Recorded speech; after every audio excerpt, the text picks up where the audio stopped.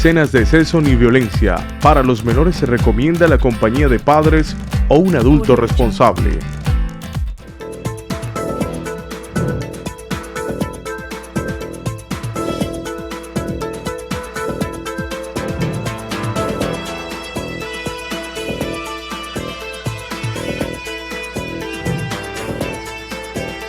Sin tantos cuentos, con Diego Ramos.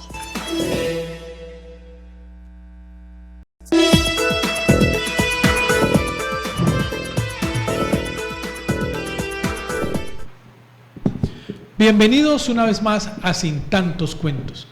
La ciudad de Palmira tuvo a bien recibir el pasado viernes 16 de mayo el primer foro sobre la salud a propósito de los proyectos de reforma a la salud que se han venido debatiendo a nivel nacional. Internamente no han llegado a plenarias todavía, pero que busca de alguna manera en presentar nuevas alternativas, nuevos modelos, garantizar este derecho fundamental a los colombianos.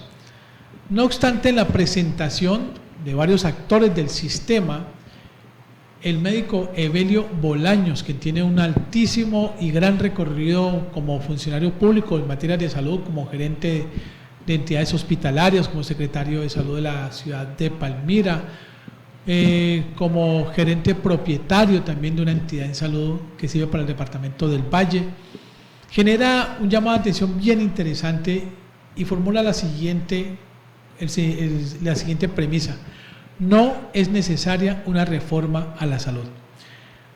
Estamos a pocas semanas de haber visto cómo un poco más de 72,000 usuarios de la nueva EPS les tocaba ir desde la ciudad de Palmira hasta el cercano municipio de Ginebra para poder reclamar la dispensación de droga, de medicinas para cada uno de ellos. Y dejaba eso como la punta del iceberg de un gravísimo problema. Cuando uno ve esta circunstancia, doctor Luis Evelio, con las muy buenas tardes, ¿cómo es posible entender que no se requiere una reforma a la salud en tanto se ven problemas todos los días de no atención, de no suministros, de no coberturas, pero usted considera totalmente contrario al reclamo, tanto que el gobierno nacional quiere hacer, como también buena parte de las bancadas, incluso de oposición, proponer a través de proyectos? Muy buenas tardes, Diego, por la invitación. Diana. Y Diana también por estar aquí acompañándonos hoy. Y sí, inclusive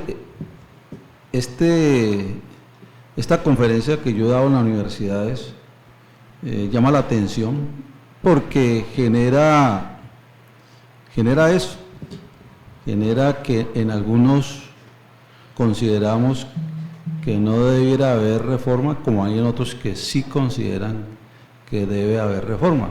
Pero la importancia del sí y el no está en conocer de cada uno por qué sí y por qué no. Y ahí es donde se debe alimentar cualquier diálogo, cualquier conciliación, para que podamos sacar adelante entre todos, porque es que imagínense que la salud, si lo viéramos desde el punto de vista de la salud, no nos vamos a tocar pues lo otro, lo laboral y todas las reformas que quieren. Un Estado como la parte de la justicia, que también necesita una reforma. En fin, todo Estado requiere ponerse al día, como se dice, la actualización para que funcione nuestra sociedad. En el caso del sector de la salud, pues es bueno saber el por qué en un momento dado decimos que no se requiere la reforma. Y no es por estar en contra del gobierno actual de Colombia, sino algo muy importante que yo he expresado y seguiré expresando. El que no conoce la historia, la tiene que repetir.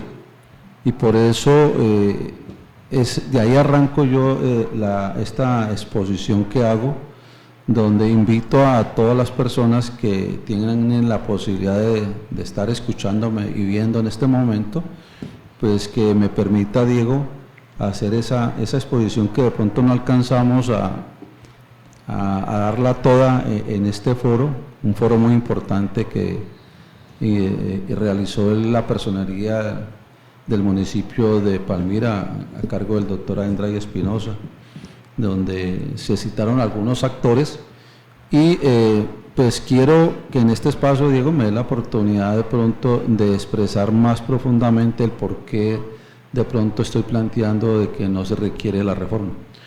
Muy bien, sí señor, de eso se trata. Diana Montoya, muy buenas tardes. A propósito de nuestro invitado, parece ser que hay no solamente una reforma innecesaria, es porque las leyes ya como tal existen hace mucho rato y el tema pasaría por la aplicación e implementación de lo que la ley ya nos viene diciendo incluso desde 1993. Cordial saludo a todos los televidentes, cibernautas conectados en este momento @CNC Palmira. Recuerden, ya está abierto los comentarios para que hagan sus preguntas y aprovechen este tema de gran interés a nivel nacional.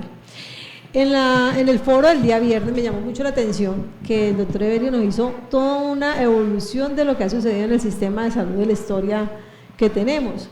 Nos hablaba desde la salud que era antes del año 93 y cómo fue después del año 93. Yo creo que lo que usted decía ahorita es muy cierto, importante conocer la historia y darnos cuenta que realmente el sistema de salud ha tenido una evolución y tiene unos resultados. Sí, claro, Diana y Diego. Sí, y si lo permite de pronto… Ya lo tenemos en pantalla, precisamente en este momento estamos viendo… es importante ver que el sistema de salud en Colombia… mire, la ley más importante, yo creo, de hace unos 40 o 50 años, porque es que todo presidente de la República que llega, hay dos sectores, y por qué no decir tres, que le apuntan siempre a su discurso de gobernar, y es el de la salud, el de la educación y el del trabajo. Son, por no decir también vivienda y todos los factores predisponentes del bienestar del colombiano, del ciudadano. Y la salud, pues eso es un caballito de batalla, no solamente para el presidente, sino para los senadores, los representantes, alcaldes, gobernadores, concejales. Cuando uno escucha a una persona que aspira a un cargo de elección popular, siempre el sector de la salud lo tienen como referenciado. Entonces, ante eso, pues no olvidar la historia es fundamental. La aparición de la Ley 100 en el año de 1993 fue fundamental y ha sido fundamental. ¿Por qué? Porque fue la única ley en su época que realmente estructuró la salud para los colombianos. Y antes de la ley 93 hubo algo más importante. En el año 91, pues nos acordamos de los que estamos ahora mayores de 50 años, que la Constitución fue cambiada. Y fue cambiada porque desde el año 1989 el M19 y todas esas entidades que en ese momento clamaban por los cambios sociales en el país, pues llevaron a que se creara la Asamblea Constituyente, y esa asamblea llevó a que hubiera una nueva Constitución, y estamos hablando de una nueva del año de 1991, porque llevábamos más de 100 años con la Constitución de Rafael Núñez de 1886. Eso enmarcó pues una cantidad de movimientos y de gente pensante de la época que se dio la tarea que por qué no se estructuraba el sistema de salud en Colombia de otra forma. Porque antes de la ley del 93, la salud era solamente el sistema social de salud, era el famoso seguro social que todos lo vivimos. Los jóvenes de ahora pues no se recuerdan, pues, por eso yo digo que el que no conoce la historia la tiene que repetir, o sea, escucharla para saber por qué estamos pasando lo que estamos viviendo. Entonces, en el año antes del 93, en Colombia había apenas 3 formas de recibir la salud, y era el seguro social, que hoy se llama nueva EPS. El seguro social era para los trabajadores, y si acaso para la esposa, y eso que si la esposa estuviera embarazada y no le cobijaba a los hijos, tampoco. Y el otro sistema que había en esa época para la salud era lo que siempre ha existido en el mundo, la medicina privada, que después se denominó prepaga para los que tienen la posibilidad o los que tienen los recursos para pagar una consulta. Y la otra eran los hospitales públicos, donde toda la población colombiana siempre ha ido a los hospitales públicos para que los atiendan. Pues esa situación determinaba que no había una cobertura de salud. Más o menos pensábamos que había una cobertura de 1,5 millones de una población en esa época de 30 millones de colombianos. Pero con la aparición de la Ley 100 del 93, automáticamente, por cobertura, toda esa población de esa época pasamos inmediatamente a casi 6 millones de personas. ¿Por qué? Porque al haber ya dos regímenes, régimen subsidiado y régimen contributivo, eso determinó que en Colombia todos tuviéramos la posibilidad de tener acceso a un sistema de salud, cosa que no existía. Antes tenía uno que tocar la puerta de un alcalde o un concejal para que lo operaran, ahora ya no. En esa época, con el carné, ya la persona pobre podía solicitarle el servicio de salud. Cosa muy diferente a lo que ha pasado pues históricamente en Colombia. Eso nos llevó a que apareciera la Ley 100 del 93. Y esa aparición de la Ley 100 del 93 es lo que la gente dice, es que la 100, siempre hablan de la salud, pero es que la salud no es solo, la Ley 100 del 93 no es solo la salud, son 3 bloques grandes donde se tocó el sistema general de seguridad social, no se hablaba de un sistema de salud, sino seguridad social. Entonces, por eso, marcaban lo que era la parte de salud, la parte que tenía que ver con las pensiones y la parte que tenía que ver con los riesgos profesionales. Eso llevó a una cobertura en muchas actividades que tenía que ir alrededor de la persona en Colombia, principalmente para los trabajadores y para la gente que podía lograr su pensión con su trabajo. Y en el sector de la salud se abrió un campo grandísimo. Toda persona pobre en Colombia tiene que estar afiliada a un sistema de salud. Hecho que no sucede, le cuento, en el mundo. Los que hemos podido leer sistemas de salud en el mundo, como canadiense, como el de Inglaterra, o el mismo de Estados Unidos. En Estados Unidos no hay una cobertura. Allá la gente, si no tiene un Medicare o no tiene su recurso para pagar la consulta, no lo pueden atender. Obama alcanzó a hacer un remedio de régimen subsidiado para la gente pobre. Hecho esto que fue atacado después por los presidentes que llegaron y lo pararon casi. Pero Colombia tiene un sistema que sí estoy de acuerdo de que logramos la cobertura, casi ya podemos estar hablando de 90%. Escuché en la presentación, Diego, que se hizo en el Foro de Salud, de que Palmira tiene casi ya un 95% de cobertura en la atención. Quiere decir que un palmirano hoy se mete la mano a su cartera o en su casa y tiene un carné con lo cual le pueden prestar el servicio. Ojo, le pueden prestar el servicio. Otra cosa es la calidad. Y es obvio que la calidad no se va a lograr de un día para otro porque pues este proyecto de Ley 100 del 93 ha tenido muchas cosas excelentes, pero también muchas cosas que los presidentes del momento han intentado de organizar. Por eso yo planteo en esta conferencia de que siempre ha habido con la Ley 100 del 93 las filas, la falta de oportunidad, la deshumanización, y eso que con Ley 100 del 93 y todavía la estamos viviendo como tal. Entonces tuvo que el gobierno nacional tomar una decisión y por eso en el año 2015, presidencia de Santos, y eso que antes de Santos vinieron las presidencias de Uribe, y Uribe trató de reformar la salud y se crearon 2 leyes, la ley 1122 y la 1438. Siempre cada presidente que viene quiere reformar la salud. Y si uno mira las reformas de la 1122 y la 1438, prácticamente sí reformas procesos, pero no estructuralmente, sino que hay algo que falla, entonces hagamos una ley para reformar eso y hagamos la ley ordinaria para que funcione.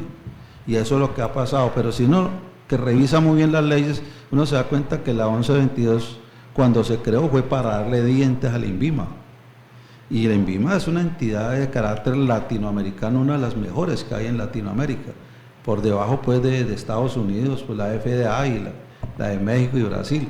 Pero el INVIMA es reconocida en este momento a nivel internacional como una de las entidades menos corruptas y es la que necesitamos, porque cuando usted está comiendo algo, algún alimento procesado, debe tener registro del INVIMA y eso garantiza que lo que estamos consumiendo o los medicamentos que nos suministramos o que nos entregan en una fórmula del médico, eso nos garantiza que estamos con una entidad que controla y que no nos va a pasar nada, porque ¿qué tal uno tomando esos medicamentos y antes al contrario nos daña el organismo como tal? Entonces el INVIMA era una oficina pequeñita del ministerio, la 1122 le dio vida y la 1438 fue con la Superintendencia de Salud, que también era una oficina y le dijeron no, venga, porque ¿quién inspecciona, quién vigila y controla la salud en Colombia?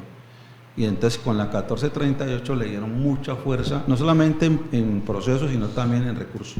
Usted hace todo un recorrido por la normatividad del año 93 y recordando, digamos, el sistema previo a la Constitución del 91. Sin embargo, uno se preguntaría si eso está allí, eso existe, seguramente eso es del conocimiento de no solamente de los legisladores, sino del propio Ejecutivo. ¿Por qué entonces insistir en una reforma a la salud cuando las herramientas y la legislación ya se encuentran incluso activas hace muchos años? Esa es una buena pregunta que yo me hago y nos hacemos los estudiosos y los técnicos en el sistema de salud. Porque mire que después de que antes del 2015 y el presidente era Santos y el ministro de Salud era Alejandro Gaviria, que aspiró a la presidencia ahora hace 2 años. Y él con un grupo, y ahí estaba Carolina Corcho y todo el combo que tiene ahora el nuevo presidente. Y ellos generaron por una necesidad, una sentencia, la 760, que obligaba a que el Estado, no el gobierno, el Estado tomara una decisión de los problemas que existían en la salud antes del 2015. Y se detectó cómo los jueces de la República prácticamente eran los que estaban administrando la salud en Colombia. ¿Por qué? Porque muchos de los servicios que nosotros como colombianos accedemos a veces no nos lo entregan. O sea que no es problema de hoy. Las filas de hoy que nos mandaron a Ginebra, eso siempre ha existido. Y es una problemática ya de manejo interno de las organizaciones y del Estado, que tiene que darle la gobernanza. O sea, donde no hay gobernanza, donde no hay autoridad, pues se pierden muchos procesos. Entonces, en el 2015, el señor Alejandro Gaviria, como ministro de Salud, en el segundo gobierno de Santos, se creó la famosa Ley Fundamental y Constitucional de la Salud, porque llegó un momento en que se decía el que administra la salud aquí son los jueces. ¿Por qué? Porque por medio de la tutela, la persona que le faltaba algún recurso o le faltaba algún servicio, pues iban del señor juez por medio de la tutela. Gracias a Dios que existe la tutela, que yo digo que es una de las estrategias más grandes que nos dejó la Constitución del 91, porque es la forma como podemos nosotros como colombianos acceder a que nos entreguen nuestros derechos. ¿Cuál es el porcentaje promedio de tutelas que van en contra, que no van a favor del usuario? Se lo pregunto es porque si ya se ha vuelto norma, que es casi que es un prerequisito, no le han preguntado si le van a prestar, si hay medicamentos, no, presente la tutela. Si sabe la respuesta todavía de una, se volvió ya imperativo. Yo le comento que si viéramos la década del 2015 al 2025, esas tutelas, la tendencia son a disminuir. ¿Por qué a disminuir? Porque ya la legislación está muy general para que el colombiano, nosotros como colombianos podamos hacer. Lo que pasa es que no hay conocimiento, y al no haber conocimiento, pues la tutela es la posibilidad que tenemos para que nos entreguen la información. y no para que nos entreguen los servicios. Venga, le comento algo, mire, cuando el régimen subsidiado empezó en el año de 1993, el plan de obligatorio de salud, o sea, los recursos o los servicios que nos entregaban, era casi ni siquiera la mitad de los servicios del régimen contributivo, era un nivel de esta forma. Pero en el año 2016-17 el gobierno estabilizó los servicios, y es lo mismo darle los servicios al régimen contributivo que al régimen subsidiado. Hecho histórico que no pasa en ninguna parte del mundo. Mire, uno va a una UCI y encuentra en una UCI a una persona de bajos recursos, con todas las garantías, y en otra cama encuentra a un millonario, o una persona que tiene un régimen contributivo que labora, o un pensionado. Eso no se logra en ninguna parte del mundo. Por eso le digo yo que hay cosas importantes que han sucedido. Ahora, entrar a mirar las causas por el cual hay deficiencias en algunos procesos, eso sí es una escuela que tenemos que realizar para permitir que, como yo he planteado, no se necesita una reforma. ¿Por qué? Se creó la ley 1751 del 2015. Por primera vez la salud se llevó a un artículo de la Constitución. Un juez de la República, cuando revisaba antes de que apareciera eso, cogía un retazo de la Constitución para poder inclusive contestar una tutela o darle respuesta a un derecho de petición. Pero ya ahora con la ley 1751, los jueces de la República lo que hacen es, de acuerdo a la ley 1751, de acuerdo al artículo tal, se le debe entregar estos derechos que tiene el usuario o el paciente, hecho que no sucedía antes. Entonces, ¿qué ha pasado? Esa ley apenas lleva 10 años. Doctor, apenas lleva 10 años, imagínense. Doctor Evelio, en el momento que hablé de la ley estatutaria, nos hacía referencia a 3 artículos, que nos decías o nos dejabas como tarea a todos los ciudadanos los que están en ese momento viéndonos, que lean el artículo 8, el artículo 13 y el artículo 20. Que prácticamente esa reforma de salud, la que proponen ahora en ese momento, estos 3 artículos están ahí directamente dentro de esa misma reforma, donde realmente lo que nos queda en este proceso, lo que estamos en revisión, es que el tema de la salud, lo que usted dice, las garantías que tiene Colombia son muy grandes, al punto que vemos que mucho colombiano que está en el exterior viene a Colombia a hacerse sus procesos quirúrgicos y muchos temas de salud, porque saben que donde están no los pueden hacer o son inalcanzables al momento de pagarlos. O sea que realmente nuestro sistema de salud sí tiene una alta cobertura, que realmente es un tema, digamos, de auditoría o entes de control. ¿Qué sucedió con esas entidades que debían haber hecho todo su control correspondiente para que la salud no estallara en temas de atención, en temas de atención al cliente, temas de medicamentos y demás? Sí, lo que tú planteas es eso, y por eso la ley 1751 del 2015 apenas es una ley muy nueva, relativamente 10 años, la cual ha pasado en estos últimos 2 años, prácticamente se ha parado. Pero todo lo que se plantea, es que yo he estado revisando los artículos de la reforma que se plantean y que la han ido mochilando, está ahí. Mire, hablan de que se debe establecer una salud preventiva y predictiva. Y dirá la gente, ¿eso qué significa? Preventiva y predictiva. Y yo lo dejo a toda la comunidad, es lo más sencillo, lo que hemos aprendido toda una vida, más de 40 o 50 años, promoción y prevención. Si no sabemos qué es promoción y prevención, pues sí que menos lo que están planteando de preventiva y predictiva. Es lo mismo, o sea, la promoción es lo que sabemos todos, como la hace la radio, la televisión, las redes sociales, promocionar algo. Decía, en salud pues yo puedo decir, si usted se cepilla 3 veces al día, pues tiene la posibilidad de que no le dé caries y tiene una buena higiene oral. Pero venga, usted es niño, pero si yo le hago una fluorización, lo voy a no solamente a promocionar a los niños, que lo voy a prevenir con la fluorización de que no vaya a tener una caries. Y si le pongo un sellante al niño, más todavía. Entonces, eso es promoción y eso es prevención. Y eso es salud preventiva y predictiva. Entonces, ¿cuándo es predictiva? Cuando yo hago promoción de la salud. Cuando yo le digo hoy a los palmiranos, por decir algo, el próximo viernes vamos a hacer una campaña de vacunación a los niños menores de 5 años en todos los puestos de salud. Y todos los días ustedes están cacarequeando. El próximo viernes desde las 8 de la mañana van a vacunar sobre la difteria, sobre el tétano, etc. Eso es promoción. Y cuando van a ponerle la vacuna al niño o a uno, esa es la parte ya preventiva. Previene la enfermedad en este caso. ¿Cómo la prevengo? Pues colocando el virus, ¿sí? Para que cuando entre el cuerpo no haya problema. Entonces, son esquemas y comunicación que la gente dice, sí, esto es nuevo. No es nuevo. Y lo de promoción y prevención no es ni siquiera con la ley 1751, eso viene de aproximadamente hace más de 80 años con la reunión de Alma Ata, donde se tomó la decisión a nivel mundial de que era mejor prevenir que curar. Curar, sí señor.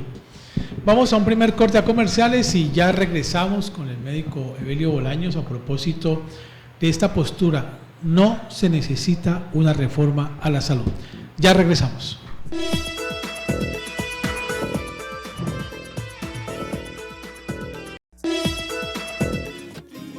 ¿Quién diría que es tan fácil entregar lo mejor a quienes amamos?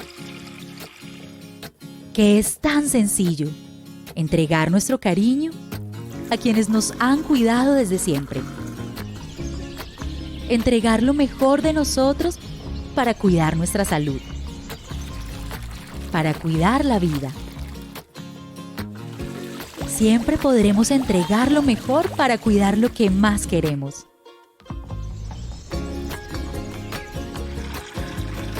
Entregamos lo mejor en cada gota. Acuoccidente. Lo que tiene el paraíso es trabajo de corazón. Aquí nuestro sabor contagia al mundo. 76 escuelas de salsa reciben apoyo para mantener vivo el ritmo que nos identifica y 767 becas impulsan el talento de 666 estudiantes y 101 coreógrafos para llevar nuestro espíritu en cada paso y compás. Porque aquí creemos en los sueños de los artistas que nos hacen sentir orgullosos de nuestra identidad. Gobernación del Valle del Cauca, paraíso de todos. Funeraria Palomino. Ofrecemos servicios exequiales y de velación en nuestras 3 salas climatizadas. Contáctenos a nuestras nuevas líneas de atención 285-9520 y al 317-784-4669 vía celular y WhatsApp. Funeraria Palomino en Palmira, carrera 28, número 4038. Funeraria Palomino, desde 1934, al servicio de los palmiranos. El Valle del Cauca es el Valle de los Sueños, una región que alberga páramos y pacífico con 35 ecosistemas y más de 646.000 hectáreas de áreas protegidas. Para protegerla y adaptarnos al cambio climático, creamos la metodología Cambiar, compromiso ambiental, adaptación y resiliencia. 10 líneas estratégicas que ya tienen resultados reconocidos a nivel local, nacional e internacional. CBC, más cerca de la gente. En el Valle del Cauca, las madres cabeza de hogar pueden trabajar o estudiar con la tranquilidad que les da Arrullo, el jardín infantil nocturno que cuida de sus hijos mientras construyen un mejor futuro. Aquí abrazamos a la niñez con amor para que crezca con seguridad, confianza y cariño. Lo que tiene el paraíso es trabajo de corazón. Gobernación del Valle del Cauca. Valle del Cauca, paraíso de todos.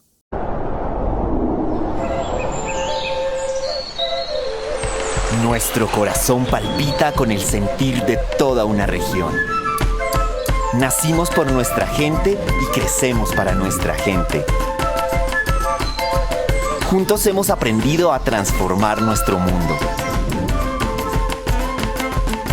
Construimos conocimiento y desarrollo con inclusión y equidad.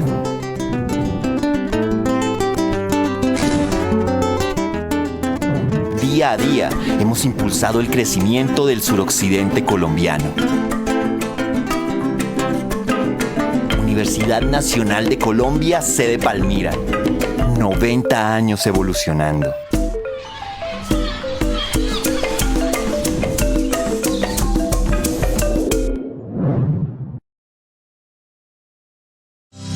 Palmira se transforma con la construcción de alamedas, Espacios que embellecen nuestra ciudad generando mayor seguridad y una movilidad responsable. Hoy la carrera 35, la carrera 28 y la carrera 19 ratifican que Palmira se proyecta al futuro con un equilibrio natural y con oportunidades para todos. Disfrutemos y respetemos nuestras nuevas alamedas. Alcaldía de Palmira.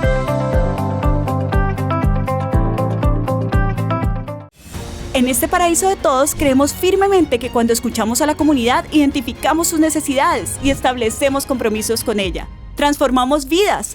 Por eso priorizamos el diálogo con nuestra gente a través de los conversatorios ciudadanos. Gracias a estos espacios en donde hemos recorrido los municipios de nuestro departamento, generamos compromisos y guiamos nuestras acciones para construir un Valle del Cauca con más oportunidades. Lo que tiene el paraíso es trabajo de corazón. Gobernación del Valle del Cauca, paraíso de todos.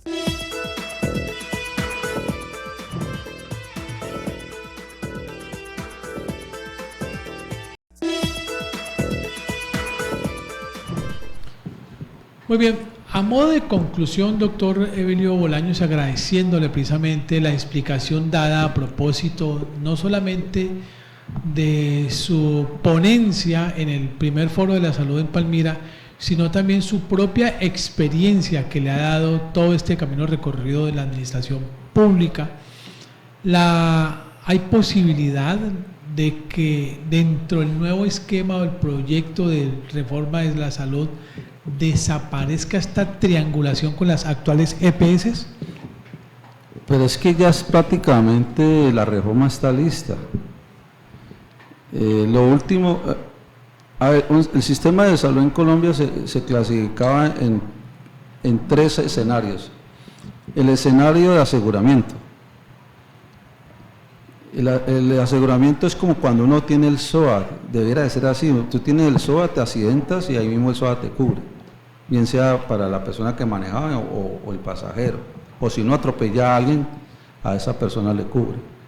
Eso es aseguramiento. Ese aseguramiento se perdió y eso es lo que perdió las EPS, porque las EPS, en vez de desarrollar fuertemente el aseguramiento con recursos que le iban quedando de ese aseguramiento, de ese valor de la UPS, lo que pusieron a destinarse fue a crear sus propias IPS, sus propias instituciones, y toda la corrupción que usted ha escuchado, para no repetirla acá.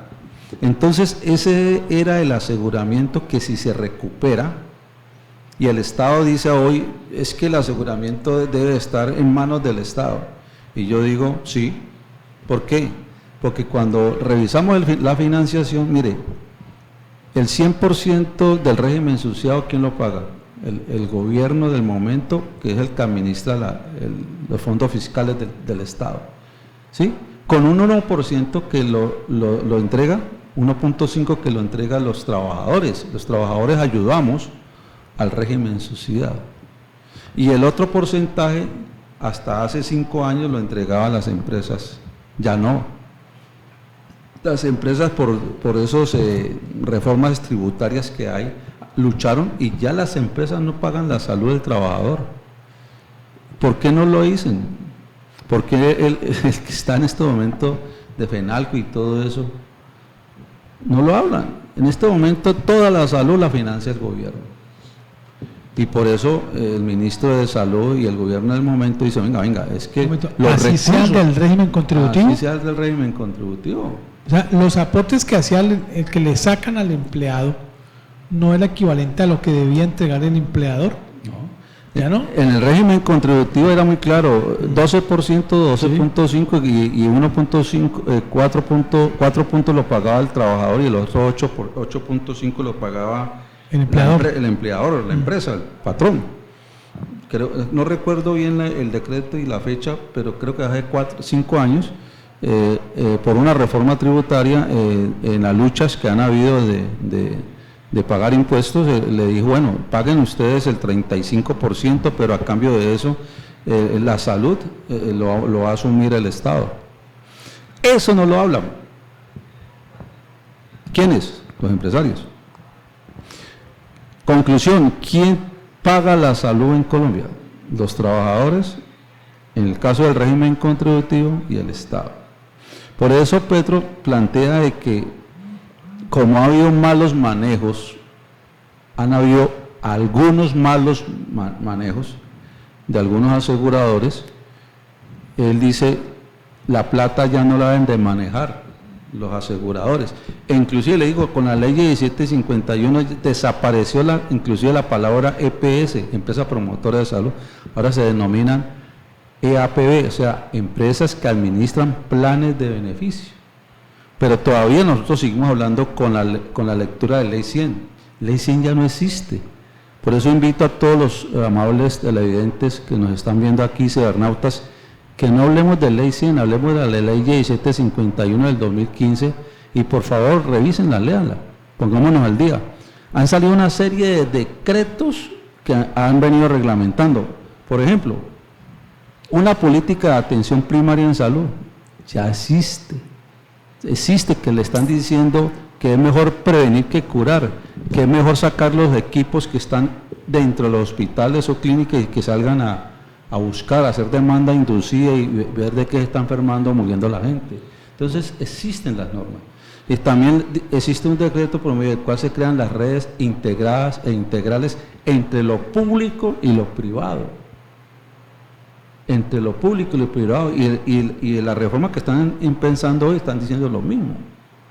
Y le están diciendo, la misma reforma dice que son las entidades territoriales, la ley constitucional de la salud le dice que son las entes territoriales que deben de organizar esas redes. Porque el alcalde que llega lo desconoce, el gobernador que tiene lo desconoce o se hace que no conoce, pero ellos, los alcaldes actuales y gobernadores, son los que deben de crear las propias redes. Aquí en Palmira, el señor alcalde tiene que citar con el secretario de Salud a todas las entidades que haya, tanto públicas y privadas, para saber qué servicios tienen, qué capacidad instalada tenemos para atender a la gente aquí y que no se vayan para Cali. Más bien, lo que no tengamos, démosle la apertura al hospital o al privado para que se atiendan aquí y no se vayan para Cali. Entonces, esas situaciones, ¿lo dice quién? La ley 1571. Entonces, ¿por qué? Y a lo último,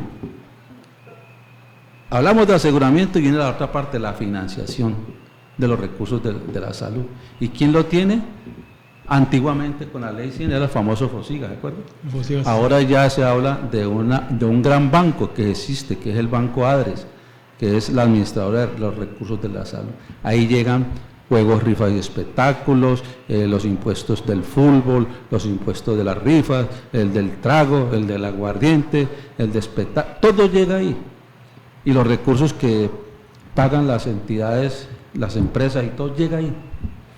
Y desde ahí es que se mandan los recursos para las alcaldías, para las gobernaciones, para los aseguradores. Toda la plata ya está ahí. ¿Y eso lo hizo Petro? No. Antes de que viniera Petro, eso ya se estaba organizando. Con la ley 1751 se empezó a organizar, y cuando llega Petro encuentra a ADRES. Y él dice, bueno, esto es el Estado, administremos entonces el Estado. Y existía, antes que llegara Petro, el giro directo.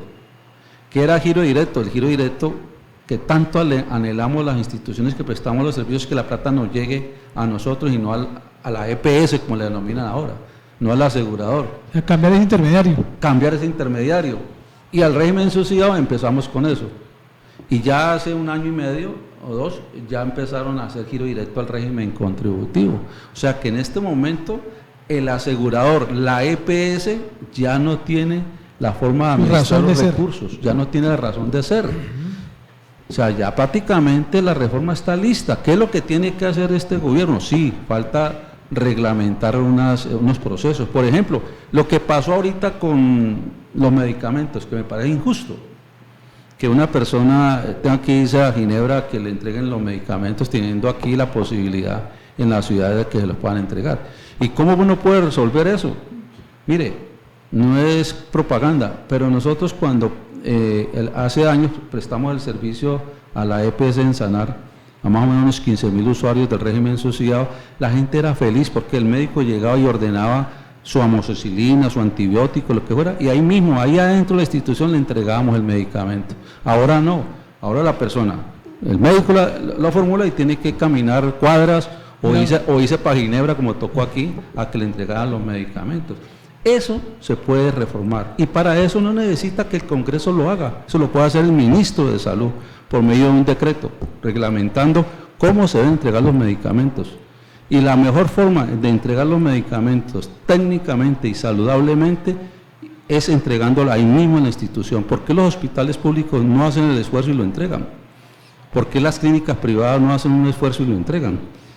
Y se quitan esa tercerización que en un momento dado hace más costoso el proceso de la salud. Y se reduce el riesgo del empeoramiento del propio paciente. Claro, porque se imagina usted que un hipertenso y diabético no le entregue los medicamentos. Esa persona, por más que lo atienda bien, por más que le haga la consulta, por más que le haga un laboratorio y no le entregue los medicamentos, pues no se va a mejorar.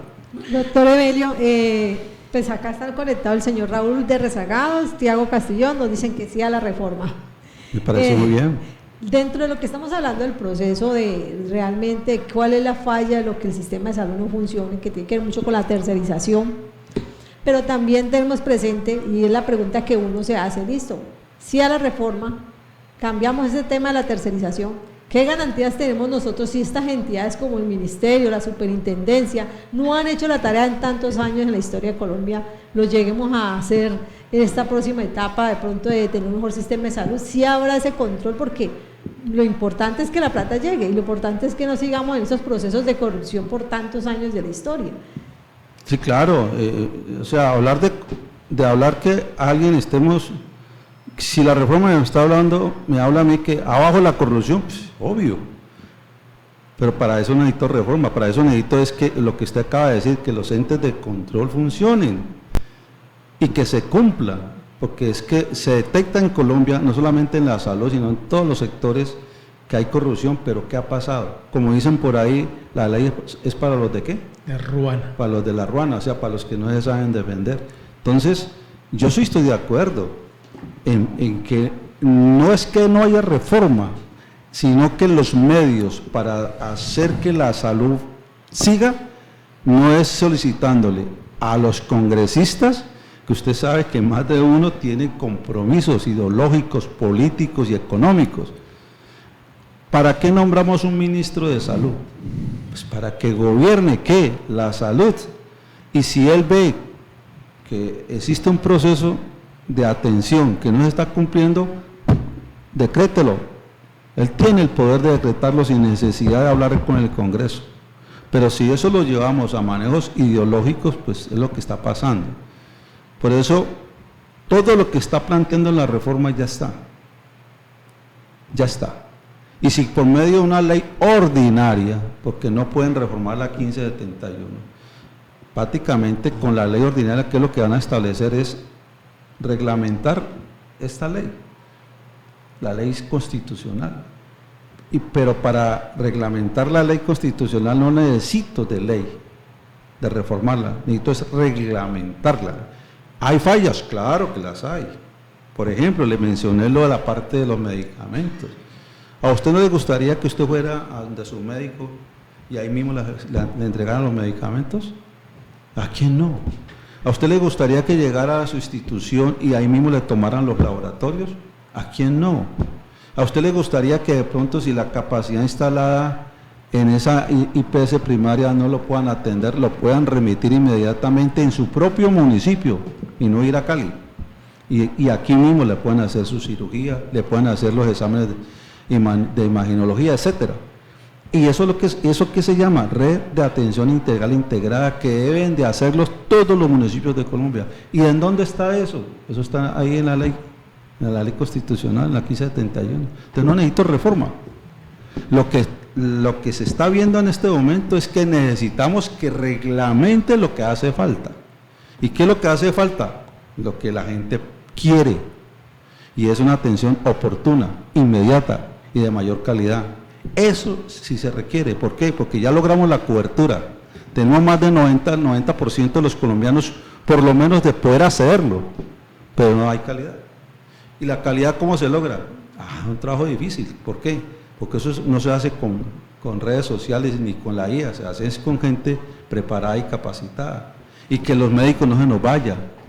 Aquí preparamos a los médicos y se van para otro lado, se van para Europa o se van para Estados Unidos. Los especialistas, salen del país, van y se especializan y cuando vuelven no pueden trabajar. ¿Por qué? Porque pues, los recursos les costó un trabajo salir, prepararse y cuando vienen le pagan lo que no es. Mire que el gobierno intentó hacer por medio de un decreto, por primera vez, un decreto donde ya iban a reglamentar el pago, cómo se iba a pagar una consulta, cómo se iba, o sea, todo el proceso de facturación. Y cuando lo revisaron se cometieron algunos errores, pero eso está ahí parado. Entonces, ¿qué existe? Existe, todos lo sabemos. Donde hay fallas, decreten y hágale. Pero si nos ponemos en una lucha que llevamos más de 1 año o 2 años ya, de que si no hay reforma, entonces mire lo que está pasando. Entonces, ¿tiene un componente ideológico? Claro que hay un componente ideológico, pero no nos podemos meter de lleno en ese proceso ideológico porque afectan la salud de cada uno de nosotros. Entonces, los que conocemos algo, tenemos que decirle a la comunidad, mire, venga, luchemos para que que si hay la consulta que echaron para atrás, ¿cómo se llama? La consulta popular. ¿Y ese es un mecanismo? Sí, puede ser un mecanismo importante, pero ¿cómo hacerlo?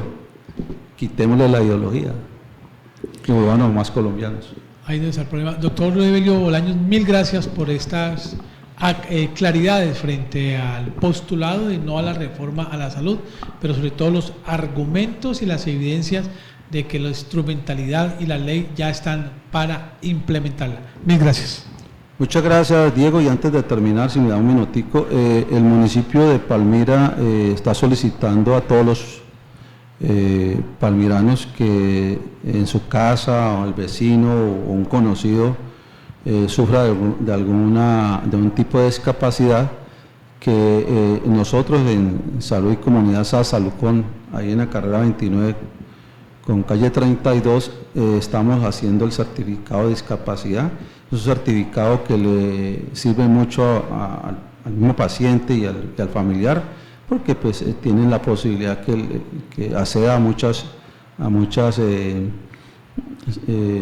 preferencias que tienen en el sector de la comunidad en general. Y los invito a que vayan a la Secretaría de Salud. Si de pronto alguno de ustedes tiene algún familiar, vayan a la Secretaría de Salud de Palmira y ahí lo van a instruir de cómo acceder a este certificado de discapacidad. Muy bien, interesantísimo para seguir replicando este servicio. Diana, muchísimas gracias por la participación en el día de hoy. A los televidentes de Legón Telecomunicaciones, igualmente a los internautas de @CNS Palmira, nos estaremos viendo aquí nuevamente en Sin Tantos Cuentos.